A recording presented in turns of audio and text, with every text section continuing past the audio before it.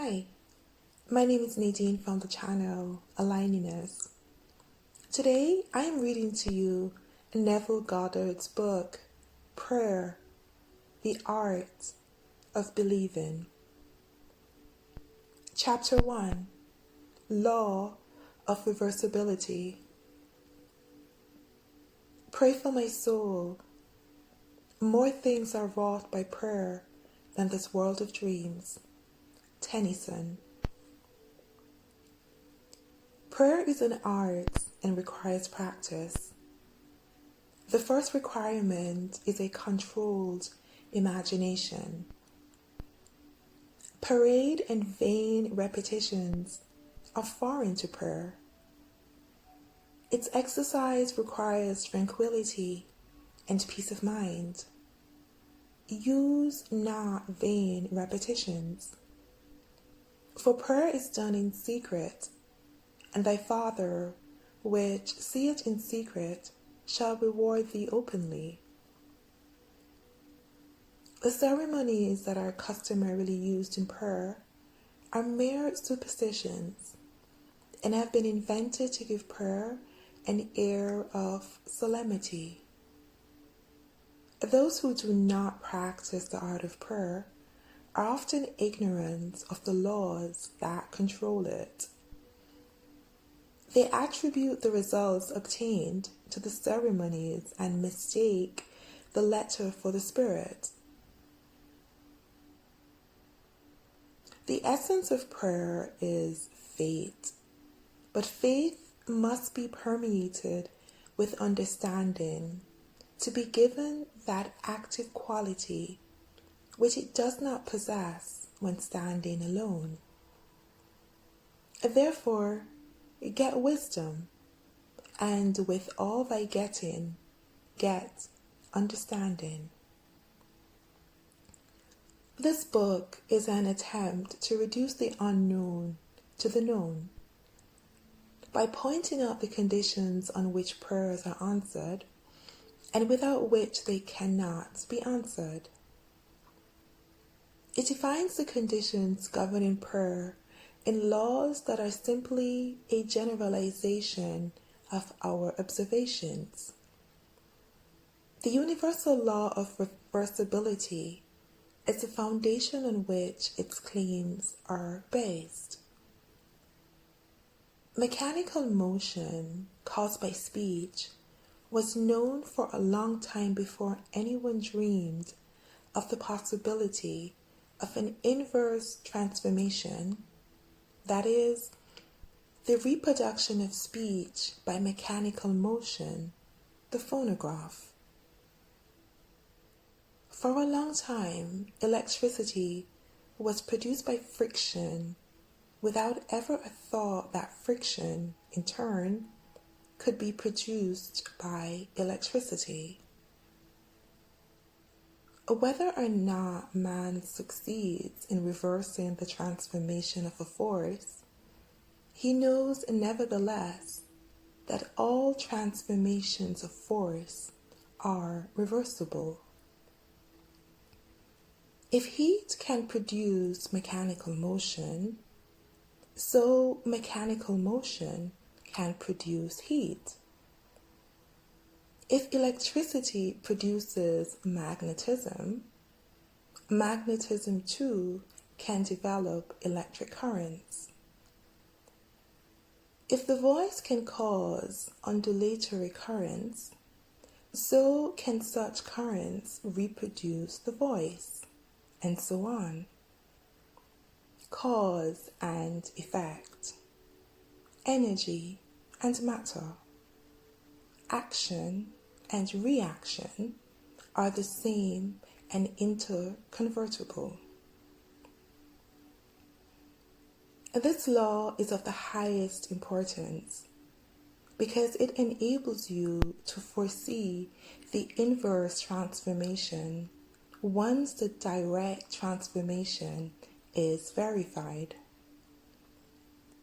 If you knew how you would feel were you to realize your objective, then inversely, you would know what state you could realize were you to awaken in yourself such feeling. The injunction to pray believing that you already possess what you pray for is based upon a knowledge of the law of inverse transformation. If your realized prayer produces in you a definite feeling or state of consciousness, then inversely, that particular feeling or state of consciousness must produce your realized prayer. Because all transformation of force are reversible. You should always assume the feeling of your fulfilled wish.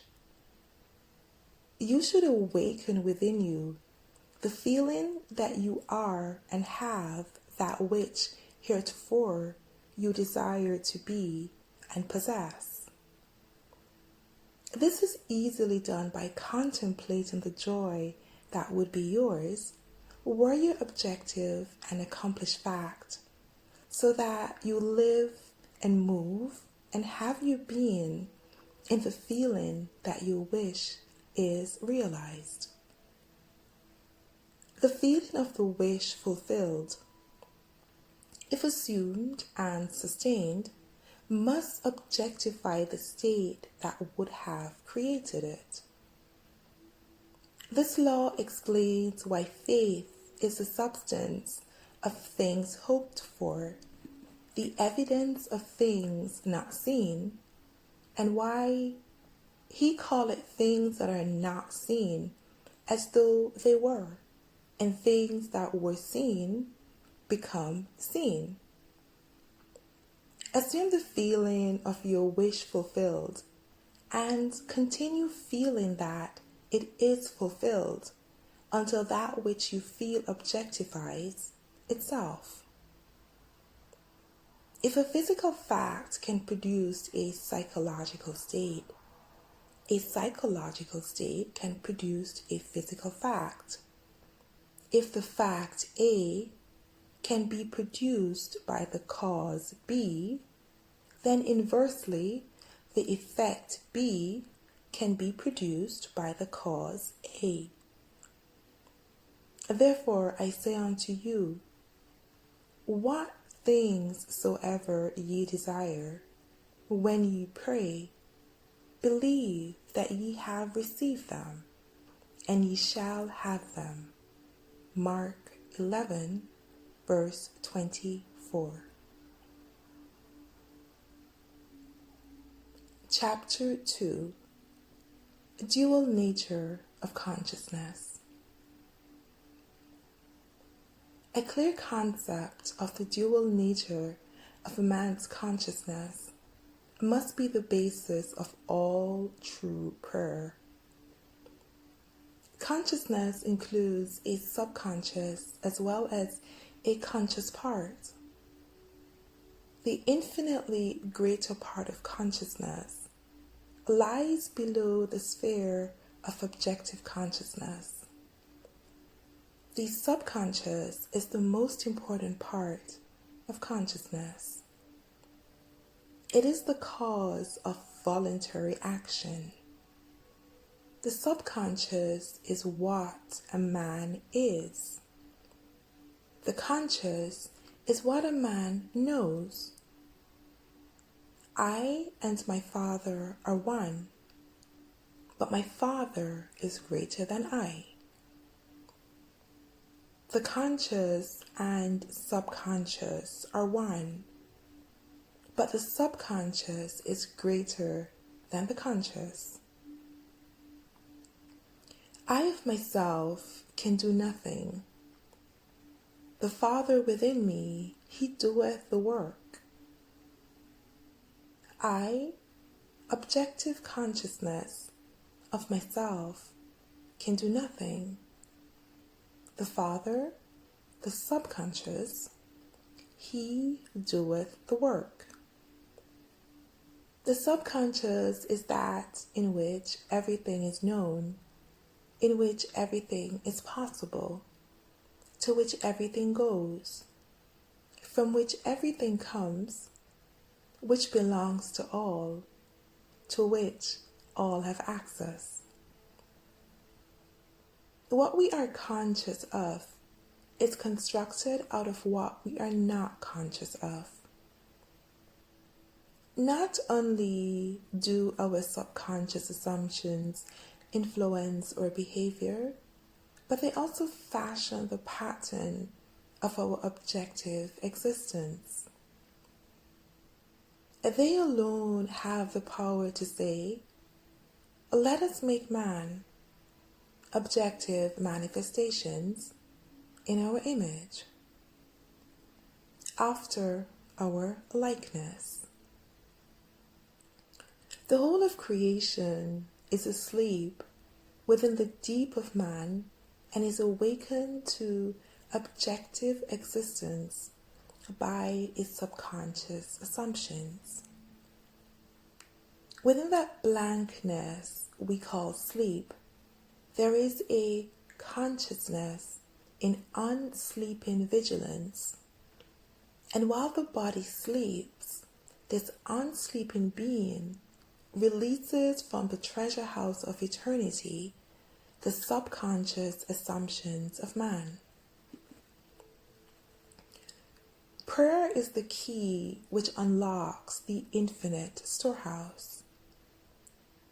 "Prove me now herewith," said the Lord of hosts, "if I will not open you the windows of heaven and pour you out a blessing, that there shall not be room enough to receive it." Prayer modifies or completely changes our subconscious assumptions, and a change of assumption is a change of expression. The subconscious mind reasons inductively from observation, experience, and education. It therefore finds it difficult to believe that the five senses and inductive reason deny. The subconscious reasons deductively and is never concerned with the truth or falsity of the premise, but proceeds on the assumptions of the correctness of the premise and objectifies results which are consistent with the premise. This distinction must be clearly seen by all who would master the art of praying. No true grasp of the science of prayer can be really obtained until the laws governing the dual nature of consciousness are understood and the importance of the subconscious realized. Prayer, the art of believing what is denied by the senses, deals almost entirely with the subconscious. Through prayer, the subconscious is suggested into acceptance of the wish fulfilled, and reasoning deductively, logically unfolds it to its legitimate end. Far greater is He that is in you than he that is in the world. The subconscious mind, the subjective mind, is the diffuse consciousness that animates the world. It is the spirit that giveth life. In all substance is a single soul, subjective mind. Through all creation runs this one unbroken subjective mind. Thought and feeling fused into beliefs impress modifications upon it, charge it with a mission, which mission it faithfully executes. The conscious mind originates premises. The subjective mind unfolds them to their logical ends. Were the subjective mind not so limited in its initiative power of reasoning, objective man could not be held responsible for his actions in the world. Man transmits ideas to the subconscious through his feelings. The subconscious transmits ideas from mind to mind through telepathy.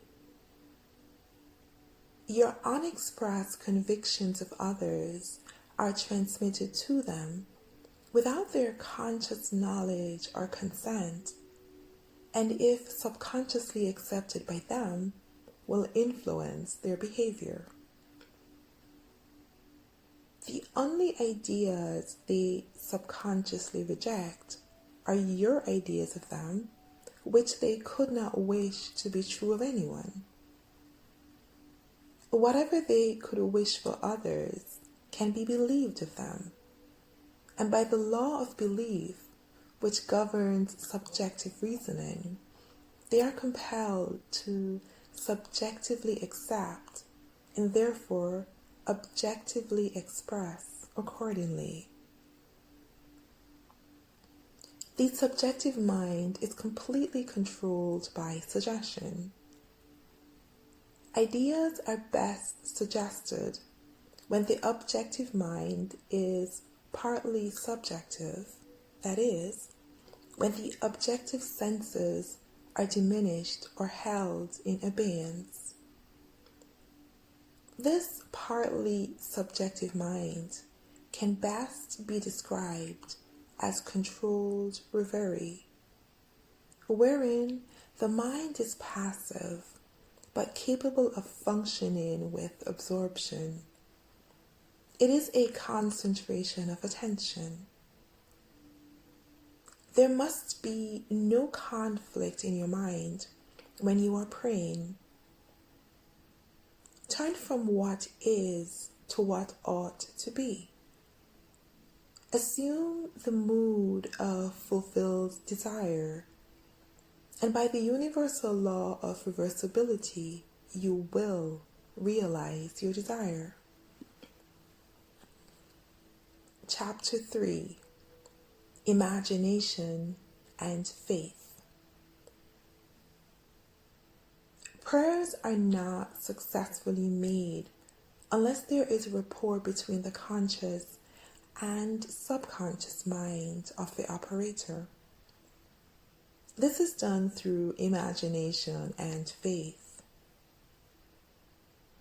By the power of imagination, all men, certainly imaginative men, are forever casting forth enchantments, and all men, especially unimaginative men, are continually passing under their power. Can we ever be certain that it was not our mother, while darning our socks, who began that subtle change in our minds? If I can unintentionally cast an enchantment over persons, there is no reason to doubt that I am able to cast intentionally a far stronger enchantment.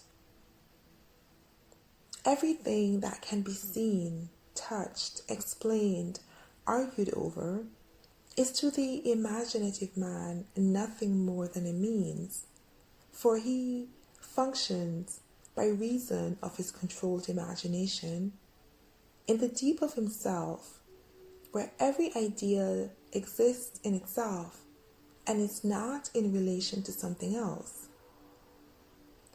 In him, there is no need for the restraint of reason, for the only restraint he can obey is the mysterious instinct that teaches him to eliminate all moods other than the mood of fulfilled desire. Imagination and faith are the only faculties of mind needed to create objective conditions. The faith required for the successful operation of the law of consciousness is a purely subjective faith and is attainable upon the cessation of active opposition on the part of the objective mind of the operator. It depends upon your ability to feel and accept as true what your objective senses deny. And neither the passivity of the subject nor its conscious agreement with your suggestion is necessary. For without its consent or knowledge, he can be given a subjective order which he must objectively express. It is a fundamental law of consciousness that by telepathy we can have immediate communion with another. To establish rapport, you call the subject mentally.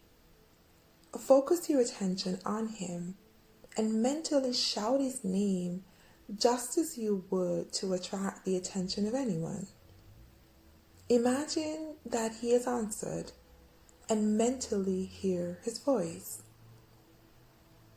Represent him to yourself inwardly in the state you want him to obtain. Then imagine that he is telling you in the tones of ordinary conversation what you want to hear. Mentally answer him. Tell him of your joy in witnessing his good fortune. Having mentally heard with all the distinctness of reality that which you wanted to hear, and having thrilled to the news heard, return to objective consciousness. Your subjective conversation must awaken what it affirmed. Thou shalt decree a thing, and it shall be established unto thee. It is not a strong will that sends the subjective word on its mission, so much as it is clear thinking and feeling the truth of the state affirmed. When belief and will are in conflict, belief invariably wins. Not by might nor by power, but by my spirit, said the Lord of hosts. It is not what you want that you attract. You attract what you believe to be true. Therefore, get into the spirit of these mental conversations and give them the same degree of reality that you would a telephone conversation. If thou canst believe, all things are possible to him that believeth. Therefore I say unto you, what things soever ye desire, when ye pray, believe that ye have received them, and ye shall have them. The acceptance of the end wills the means, and the wisest reflection could not devise more effective means than those which are willed by the acceptance of the end. Mentally talk to your friends as though your desires for them were already realized. Imagination is the beginning of the growth of all forms, and faith is the substance out of which they are formed. By imagination, that which exists in latency or is asleep within the deep of consciousness is awakened and is given a form. The cures attributed to the influence of certain medicines, relics, and places are the effects of imagination and faith. The curative power is not in the spirit that is in them, it is in the spirit in which they are accepted. The letter killeth, but the spirit giveth life. The subjective mind is completely controlled by its suggestion. So whether the object of your faith be true or false, you will get the same results. There is nothing unsound in the theory of medicine or in the claims of the priesthood for their relics and holy places. The subjective mind of the patient accepts the suggestion of health conditioned on such states, and as soon as these conditions are met, proceeds to realize health. According to your faith be it done unto you, for all things are possible to him that believeth. Confident expectation of a state is the most potent means of bringing it about. The confident expectation of a cure does that which no medical treatment can accomplish. Failure is always due to antagonistic autosuggestion by the patient, arising from objective doubt of the power of the medicine or relic, or from doubt of the truth of the theory. Many of us, either from too little emotion or too much intellect, both of which are stumbling blocks in the way of prayer, cannot believe that which our senses deny. To force ourselves to believe will end in greater doubt. To avoid such counter-suggestions, the patient should be unaware, objectively, of the suggestions which are made to him. The most effective method of healing or influencing the behavior of others consists in what is known as the silent or absent treatment. When the subject is unaware, objectively, of the suggestion given him, there is no possibility of him setting up an antagonistic belief. It is not necessary that the patient know objectively that anything is being done for him. From what is known of the subjective and objective processes of reasoning, it is better that he should not know objectively of that which is being done for him. The more completely the objective mind is kept in ignorance of the suggestion, the better will the subjective mind perform its functions.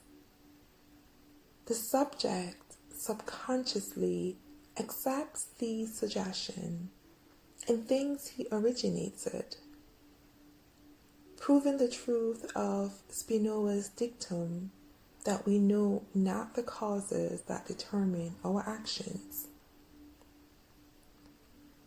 The subconscious mind is the universal conductor which the operator modifies with his thoughts and feelings.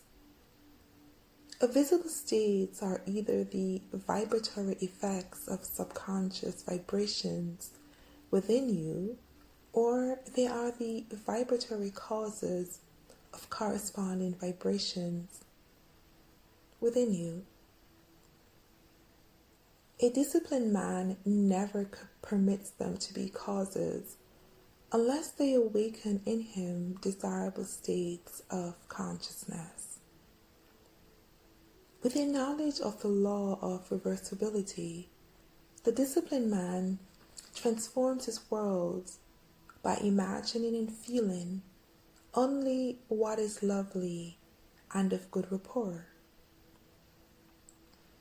The beautiful idea he awakens within himself shall not fail to arouse its affinity in others. He knows the Savior of the world is not a man, but the manifestation that would save. The sick man's savior is health. The hungry man's savior is food. The thirsty man's savior is water. He walks in the company of the Savior by assuming the feeling of his wish fulfilled. By the laws of reversibility, that all transformation of force are reversible, the energy or feeling awakened transforms itself into the state imagined. He never waits 4 months for the harvest. If in 4 months the harvest will awaken in him a state of joy, then inversely the joy of harvest now will awaken the harvest. Now is the acceptable time to give beauty for ashes, joy for mourning, praise for the spirit of heaviness, that they might be called trees of righteousness, the planting of the Lord, that he might be glorified. Chapter 4. Controlled Reverie. Everyone is amenable to the same psychological laws which govern the ordinary hypnotic subject. He is amenable to control by suggestion. In hypnosis, the subject's senses are partly or totally suspended. However, no matter how profoundly the objective senses are locked in hypnosis, the subjective faculties are alert, and the subject recognizes everything that goes on around him. The activity and power of the subjective mind are proportionate to the sleep of the objective mind. Suggestions which appear powerless when presented directly to objective consciousness are highly efficacious when the subject is in the hypnotic state. The hypnotic state is simply being unaware objectively. In hypnotism, the conscious mind is put to sleep and the subconscious powers are exposed so as to be directly reached by suggestion. It is easy to see from this, providing you accept the truth of mental suggestions, that anyone not objectively aware of you is in a profound hypnotic state relative to you. Therefore, curse not the king.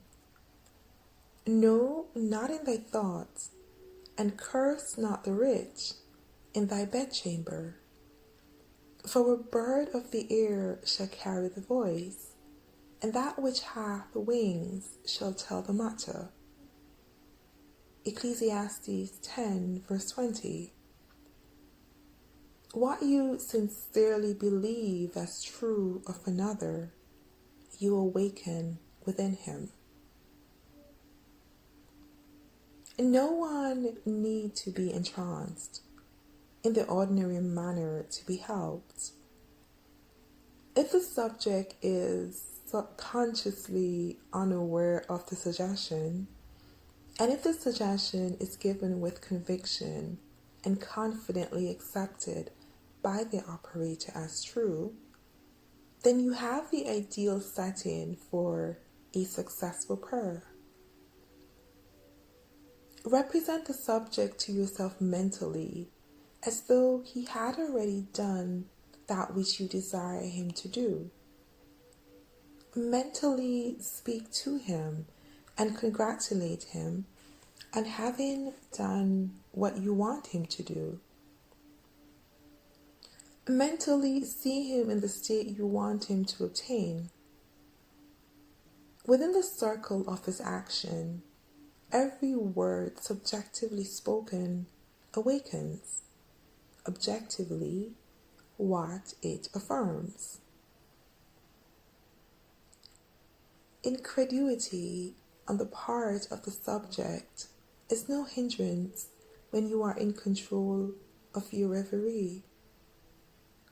Bold assertion by you, while you are in a partly subjective state, awakens what you affirm.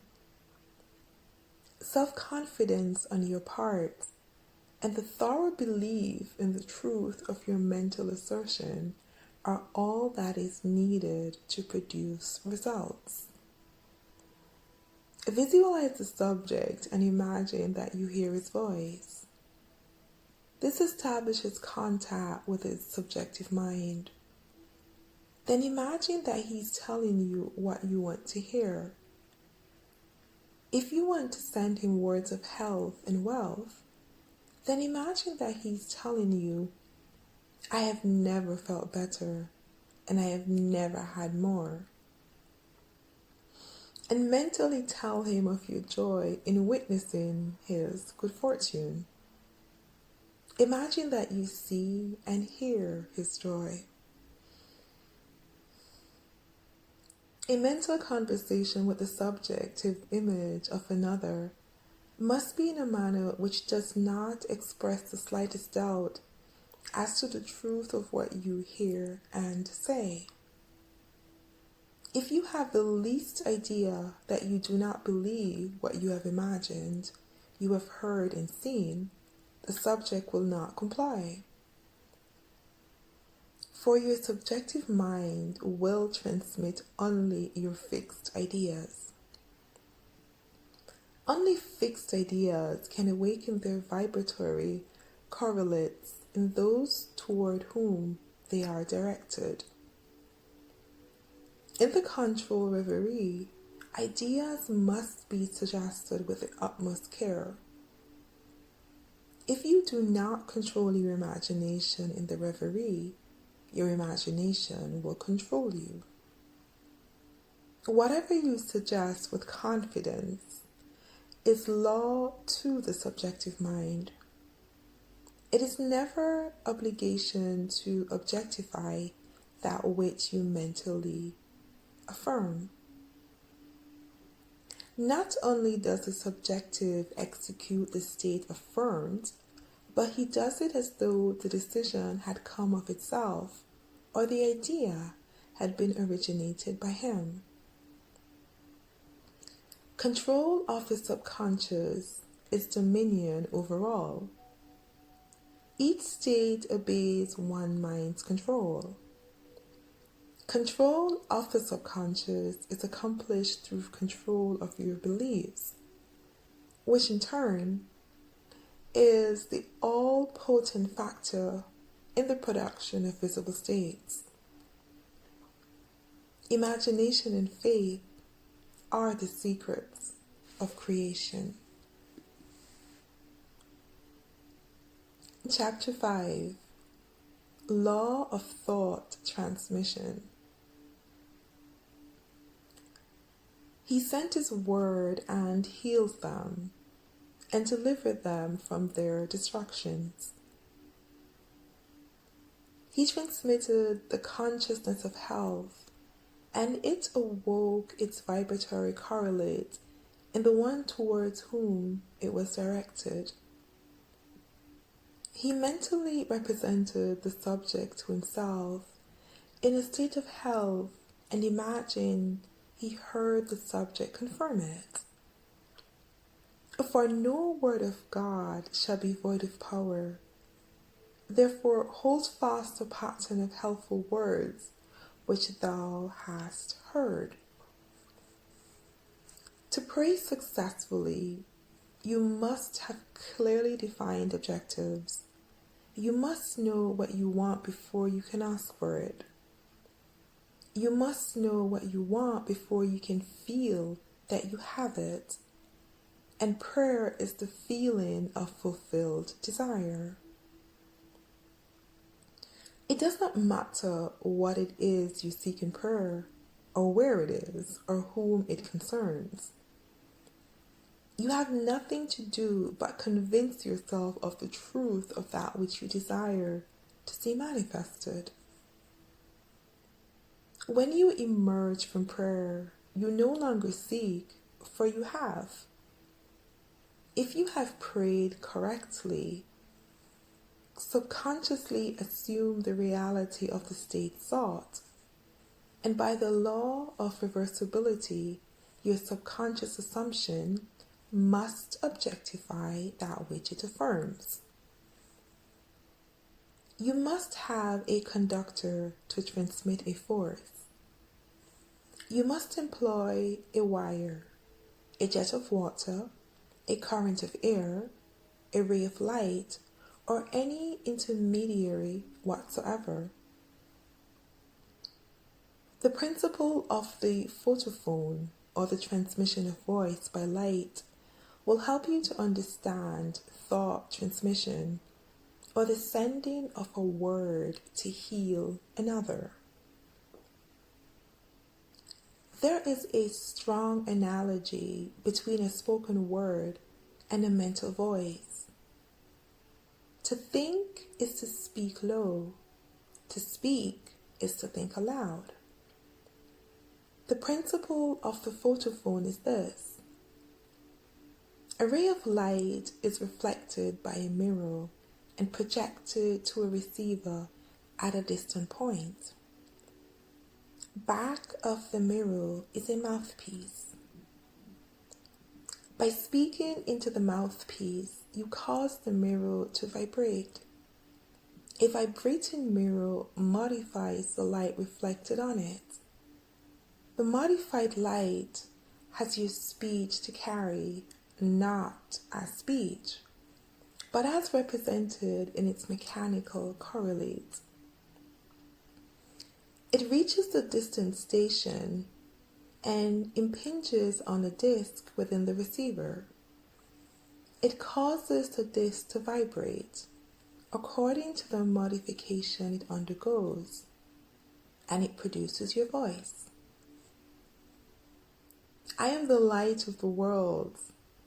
I am the knowledge that I exist, is a light by means of which what passes in my mind is rendered visible.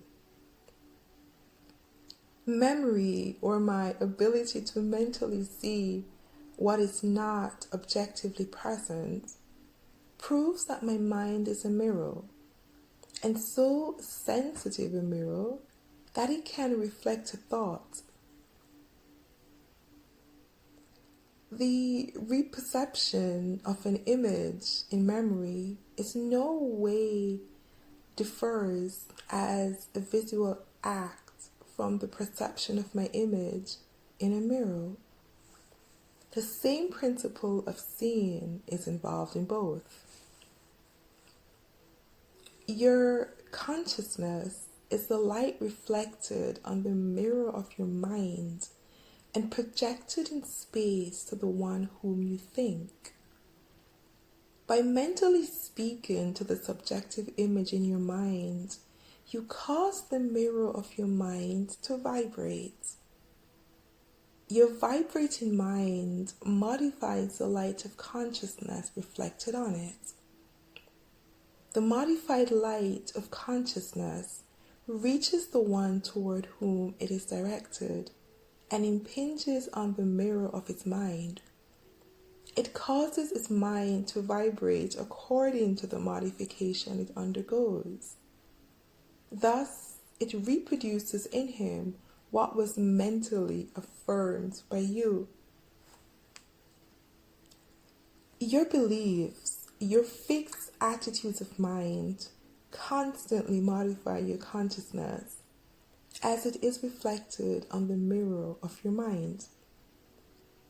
Your consciousness, modified by your beliefs, objectifies itself in the conditions of your world. To change the world, you must first change your perception of it. To change a man, you must change your perception of him. You must believe him to be the man you want him to be, and mentally talk to him as though he were. All men are sufficiently sensitive to reproduce your beliefs of them. Therefore, if your word is not reproduced visibly in him toward whom it is sent, the cause is to be found in you, not in the subject. As soon as you believe in the truth of the state affirmed, results follow. Everyone can be transformed. Every thought can be transmitted. Every thought can be visibly embodied. Subjective words, subconscious assumptions, awaken what they affirm. They are living and active, and shall not return unto me void, but shall accomplish what I please, and shall prosper in the thing whereto I sent them.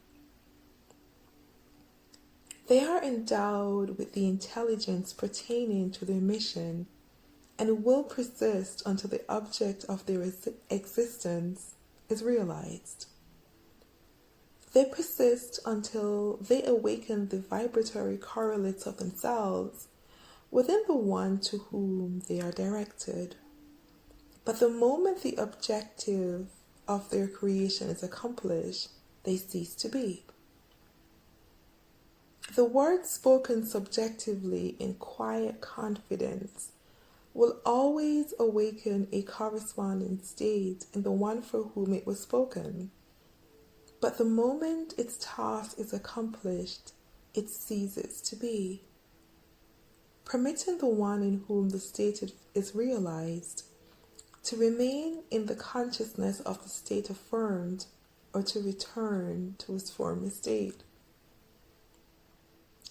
Whatever state has your attention holds your life.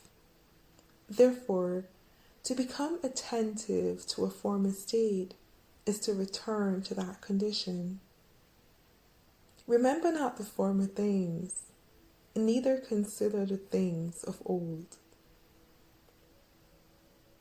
Nothing can be added to man, for the whole of creation is already perfected within him. The kingdom of heaven is within you. Man can receive nothing except it be given him from heaven. Heaven is your subconsciousness. Not even a sunburn is given from without. The rays without only awaken corresponding rays within. Were the burning rays not contained within man, all the concentrated rays in the universe could not burn him. Were the tones of health not contained within the consciousness of the one of whom they are affirmed, they could not be vibrated by the word which sent. You do not really give to another. You resurrect that which is asleep within him. The damsel is not dead, but sleepeth. Death is merely a sleeping and a forgetting. Age and decay are the sleep, not death, of youth and health. Recognition of a state vibrates or awakens it. Distance, as it is cognized by your objective senses, does not exist for the subjective mind. If I take the wings of the morning and dwell in the uttermost parts of the sea, even there shall thy hand lead me. Time and space are conditions of thought. The imagination can transcend them and move in a psychological time and space. Although physically separated from a place by thousands of miles, you can mentally live in the distant place as though it were here. Your imagination can easily transform winter into summer, New York into Florida, and so on. Whether the object of your desire be near or far, results will be the same. Subjectively, the object of your desire is never far off. Its intense nearness makes it remote from observation of the senses. It dwells in consciousness, and consciousness is closer than breathing and nearer than hands and feet. Consciousness is the one and only reality. All phenomena are formed of the same substance vibrating at different rates. All is consciousness modified by belief. Out of consciousness, I as man came, and to consciousness, I as man return. In consciousness, all states exist subjectively and are awakened to their subjective existence by belief. The only thing that prevents us from making a successful subjective impression on one at a great distance, or transforming there into here, is our habit of regarding space as an obstacle. A friend 1,000 miles away is rooted in your consciousness through your fixed ideas of him. To think of him and represent him to yourself inwardly in the state you desire him to be, confident that his subjective image is as true as though it were already objectified, awakens in him a corresponding state which he must objectify. The results will be as obvious as the cause was hidden. The subject will express the awakened state within him and remain unaware of the true cause of its action.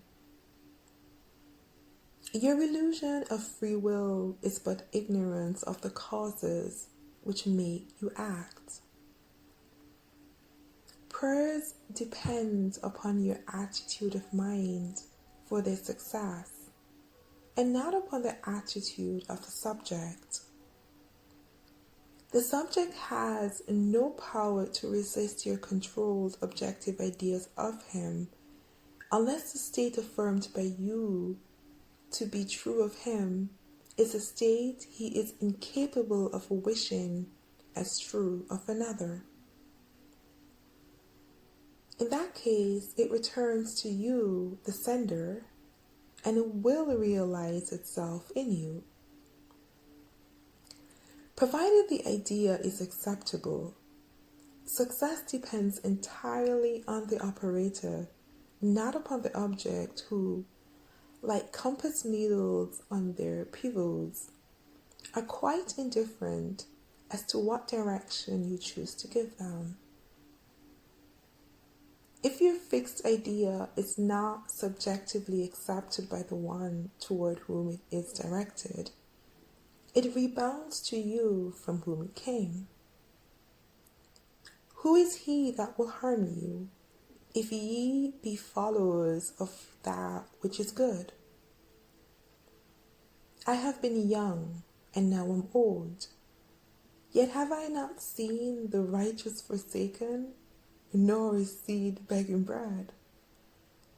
There shall no evil happen to the just.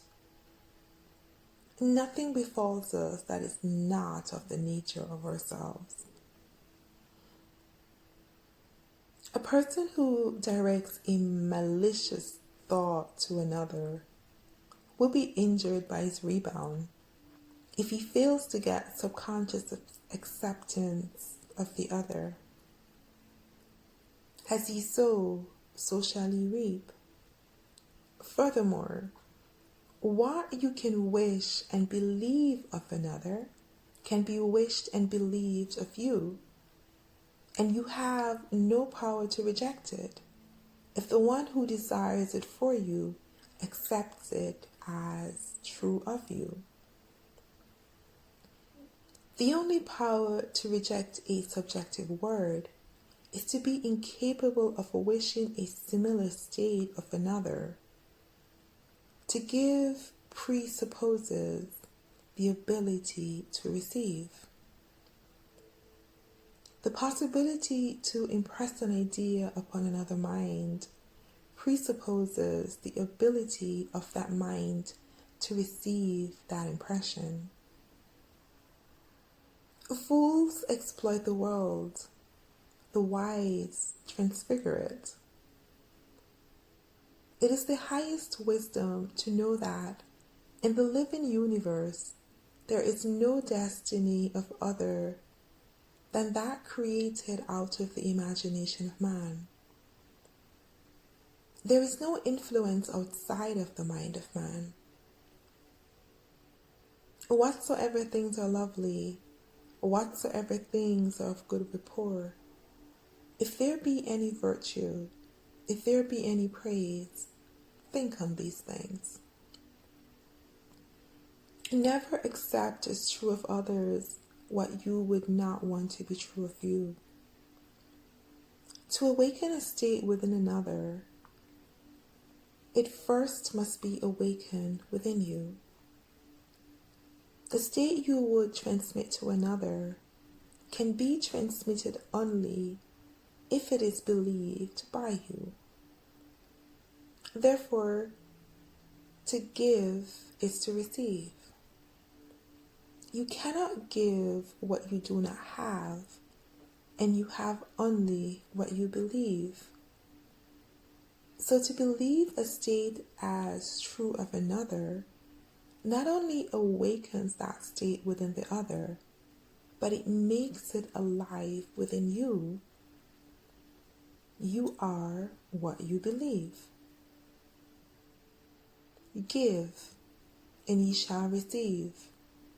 Full measure, pressed down and running over.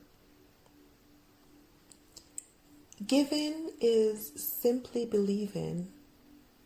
For what you truly believe of others, you awaken within them. The vibratory state transmitted by your belief persists until it awakens its corresponding vibration in him of whom it is believed.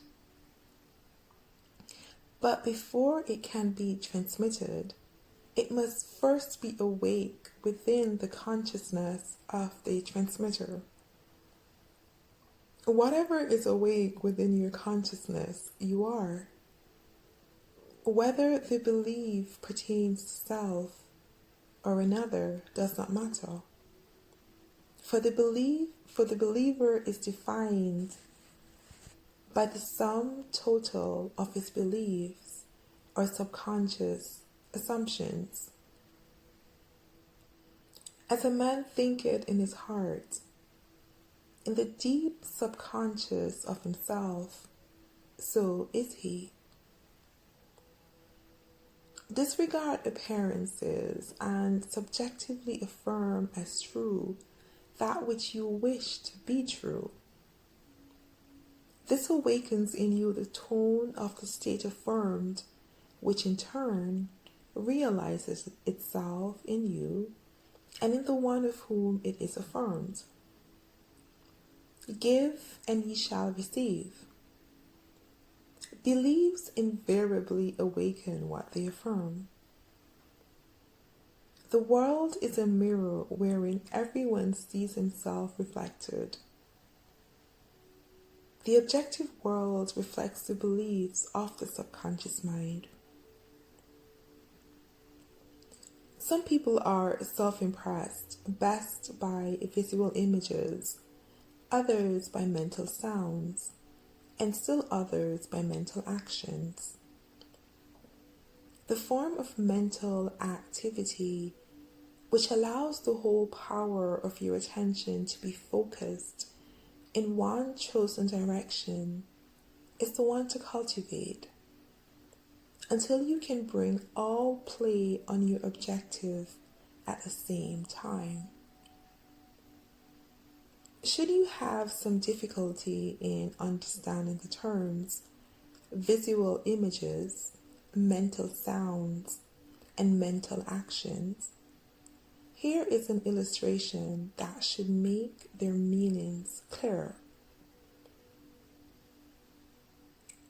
A imagines he sees a piece of music, knowing nothing at all about musical notations. The impression in his mind is a purely visual image. B imagines he sees the same piece, but he can read music and can imagine how it would sound when played on the piano. That imagination is mental sound. C also reads music and is a pianist. As he reads, he imagines himself playing the piece. The imaginary action is mental action. The visual images, mental sounds, and mental actions are creations of your imagination, and though they appear to come from without, they actually come from within yourself. They move as if moved by another, but are really launched by your own spirit from the magical storehouse of imagination. They are projected into space by the same vibratory law that governs the sending of a voice or picture. Speech and images are projected not as speech or images, but as vibratory correlates. Subjective mind vibrates according to the modification it undergoes by the thoughts and feelings of the operator. The physical state created is the effect of the subjective vibrations. A feeling is always accompanied by a corresponding vibration, that is, a change in expression or sensation in the operator. There is no thought or feeling without expression. And no matter how motionless you appear to be, if you reflect with any degree of intensity, there is always an execution of slight muscular movements. The eye, though shut, follows the movements of the imaginary objects, and the pupil is dilated or contracted according to the brightness or the remoteness of these objects. Respiration is accelerated or slowed according to the course of your thoughts. The muscles contract correspondingly to your mental movements. This change of vibration persists until it awakens a corresponding vibration in the subject, which vibration then expresses itself in a physical fact. And the Word was made flesh. Energy, as you see in the case of radio, is transmitted and received in a field, a place where changes in space occur. The field and energy are one and inseparable. The field or subject becomes the embodiment of the word or energy received. The thinker and the thought, the operator and the subject, the energy and the field are one. Were you still enough to hear the sound of your beliefs, you would know what is meant by the music of the spheres. The mental sounds you hear in prayer are coming from without, are really produced by yourself. Self-observation will reveal this fact, as the music of the spheres is defined as the harmony heard by the gods alone, and is supposed to be produced by the movements of the celestial spheres. So, too, is a harmony you subjectively hear from others, heard by you alone, and is produced by the movements of your thoughts and feelings in the true kingdom or heaven within you. Chapter 6. Good Tidings.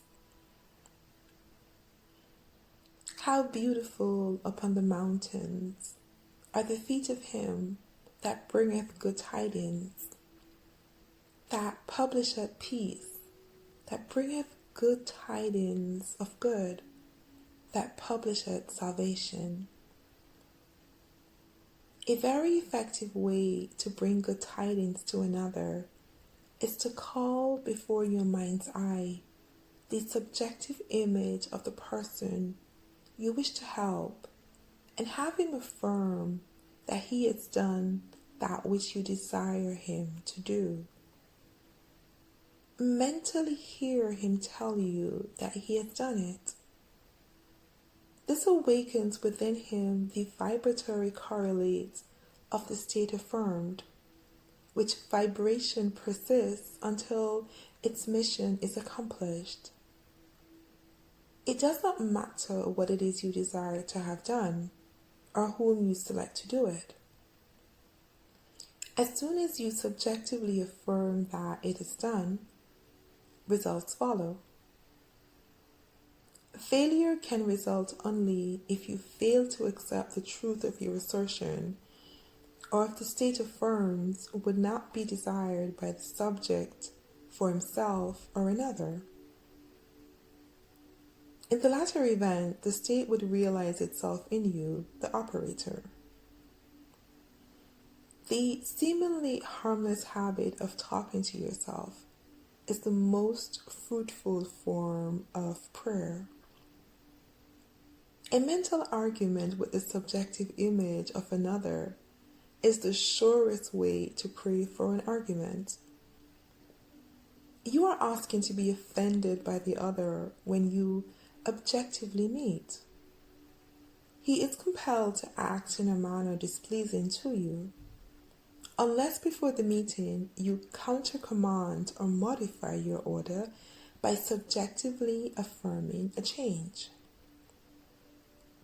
Unfortunately, a man forgets his subjective arguments, his daily mental conversation with others, and so it is at a loss for an explanation of the conflicts and misfortunes of his life. As mental arguments produce conflicts, so happy mental conversations produce corresponding visible states of good tidings. A man creates himself out of his own imagination. If the state desired is for yourself, and you find it difficult to accept as true what your senses deny, call before your mind's eye the subjective image of a friend, and have him mentally affirm that you are already that which you desire to be. This establishes in him, without his conscious consent or knowledge, the subconscious assumption that you are that which he mentally affirmed, which assumption, because it is unconsciously assumed, will persist until it fulfills its mission.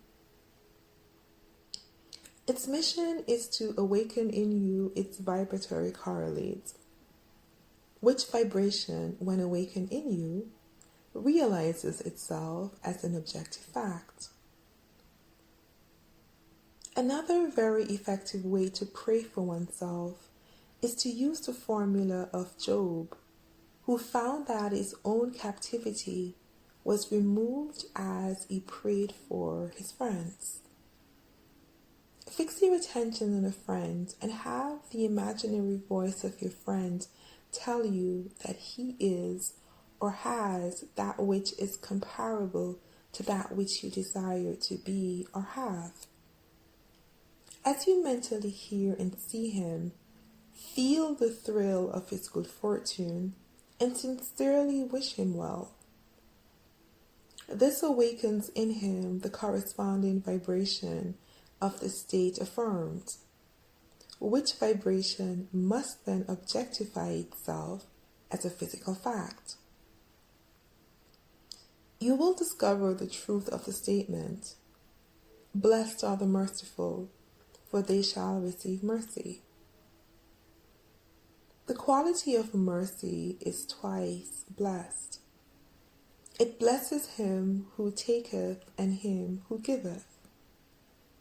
The good you subjectively accept as true of others will not only be expressed by them, but a full share will be realized by you.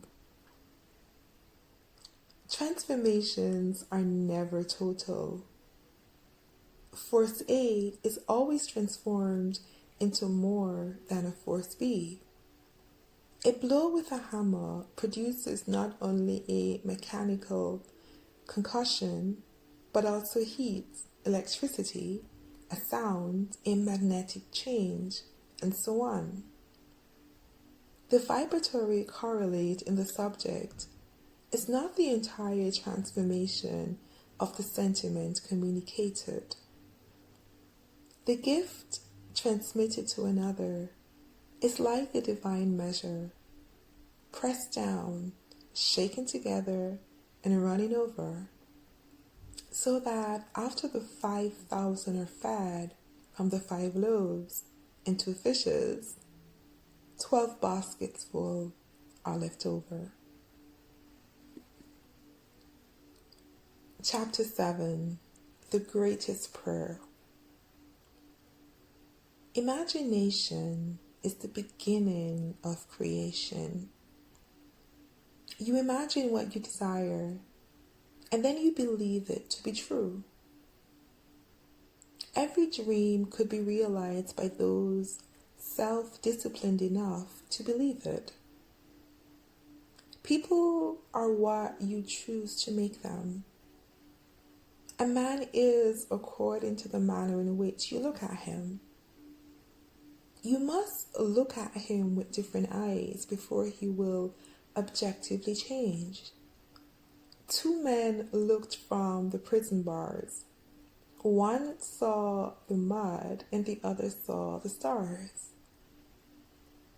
Centuries ago, Isaiah asked the question, "Who is blind, but my servant, or deaf, as my messenger that I sent? Who is blind as he that is perfect, and blind as the Lord's servant?" The perfect man judges not after appearances, but judges righteously. He sees others as he desires them to be. He hears only what he wants to hear. He sees only the good in others. In him is no condemnation, for he transforms the world with his seeing and hearing. The king that sitteth on the throne scattereth the evil with his eye. Sympathy for living things, agreement with human limitations, is not in the consciousness of the king, because he has learned to separate their false concepts from the true being. To him, poverty is but the sleep of wealth. He does not see caterpillars but painted butterflies to be, not winter but summer, sleeping but not man in want, but Jesus sleeping, Jesus of Nazareth, who scattereth the evil with his eyes, is asleep in the imagination of every man, and out of his own imagination must man awaken him by subjectively affirming, I am Jesus. Then and only then will he see Jesus. For man can only see what is awake within himself. The holy womb is man's imagination. The holy child is that conception of himself which fits Isaiah's definition of perfection. Heed the words of Saint Augustine, too late have I loved thee, for behold, thou wert within, and it was without that I did seek thee. It is to your own consciousness that you must turn as to the only reality.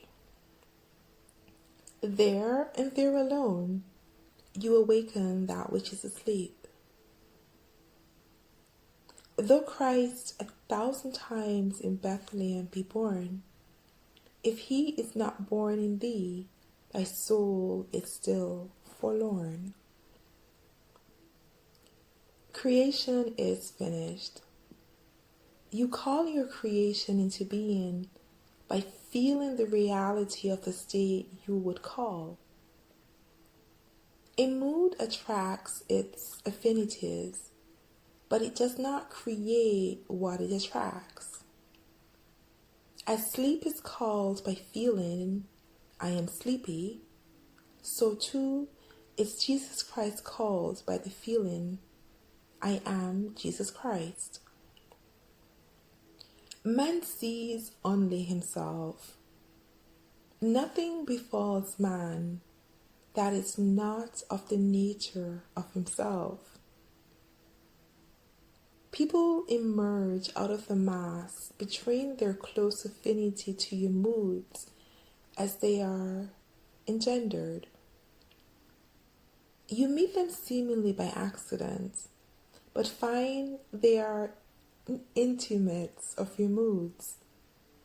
Because your moods continually externalize themselves, you could prophesy from your moods that you, without search, would soon meet certain characters and encounter certain conditions. Therefore, call the perfect one into being by living in the feeling. I am Christ. For Christ is the one concept of self through which can be seen the unveiled realities of eternity. Our behavior is influenced by our subconscious assumption respecting our own social and intellectual rank, and that of the one we are addressing.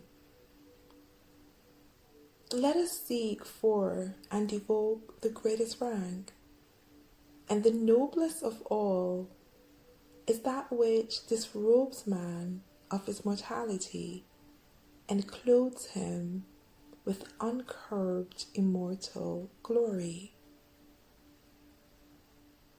Let us assume the feeling, I am Christ, and our behavior will subtly and unconsciously change in accordance with that assumption. Our subconscious assumptions continually externalize themselves that others may consciously see us as we subconsciously see ourselves, and tell us by their actions what we have subconsciously assumed ourselves to be. Therefore, let us assume the feeling, I am Christ, until our conscious claim becomes our subconscious assumption that we all, with open face, beholding as in a glass the glory of the Lord, are changed into the same image from glory to glory. Let God awake and his enemies be destroyed. There is no greater prayer for man. Please do like, share, and subscribe to my channel if you found this reading insightful. And as always, have a wonderful day.